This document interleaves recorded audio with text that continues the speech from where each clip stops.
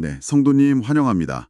오늘 저희가 함께할 깊은 말씀 탐구의 미션은 에스겔 7장입니다. 네, 끝이 왔다. 이 아주 충격적인 심판 선언과 그 이면에 숨겨진 진짜 원인을 파헤쳐보는 시간이죠. 그 약간 타이타닉호 사건 다들 아시잖아요. 1912년에 침몰했던 그 거대한 배요. 아, 빙산에 부딪혀서 바다 밑으로 가라앉은 그 유명하고 안타까운 사고 말씀이시죠. 맞아요. 네, 우리가 흔히 그걸 천재지변이나 거대한 자연재해라고 부르지만 실상을 들여다보면 완전히 인재거든요. 막 미관을 해친다면서 구명보트를 줄여버리고 속도 경쟁에만 집착했던 그런 교만이 만든 참사라는 거죠.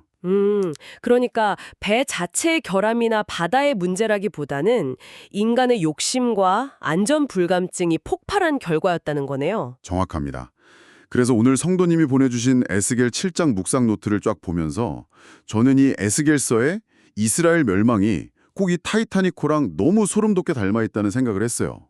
수많은 경고를 무시한 인재라는 점에서요. 와, 저도 그 부분에 완전히 동의합니다.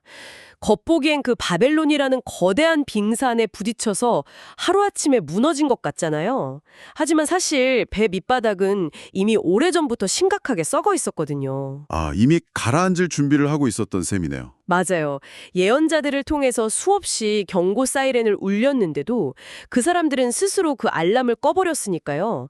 아주 심각한 안전 불감증에 빠져 있었던 거죠. 그러면 그 타이타닉호에 치여버린 구명보트처럼 이 이스라엘이라는 배 안에서 철저히 무시당했던 경고음은 도대체 뭐였을까요? 오늘 자료를 깊이 짚어보면요. 그 중심에 아주 지독한 우상숭배와 탐욕이 자리 잡고 있습니다.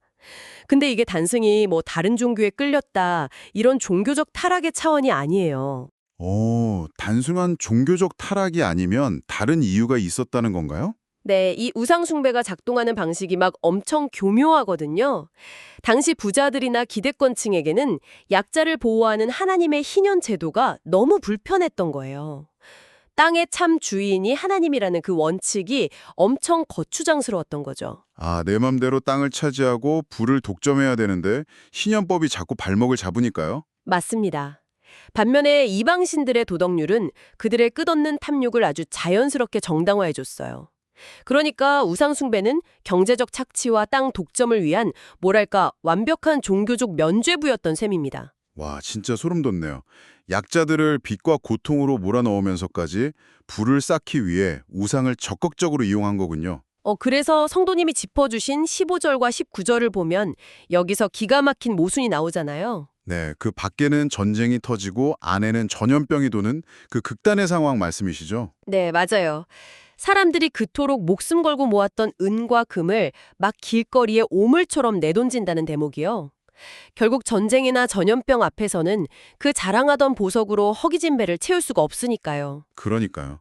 그들이 평생을 바쳐서 쫓았던 그 욕망의 결정체가 결국 자기들의 발목을 잡아 넘어뜨리는 거대한 덫이 되어버린 겁니다.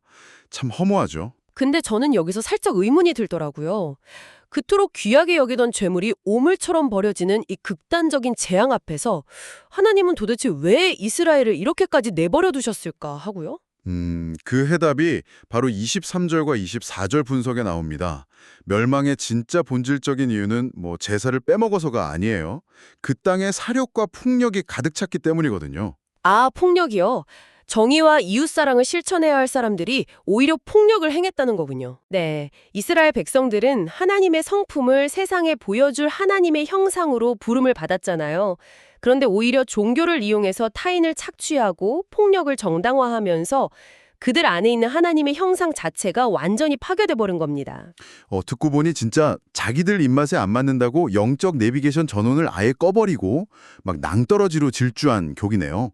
쓴소리하는 예언자들을 스스로 다 치워버렸으니까요. 아주 정확한 비유입니다. 스스로 눈과 귀를 막은 대가가 사필귀정, 또 자승자박으로 돌아온 거죠.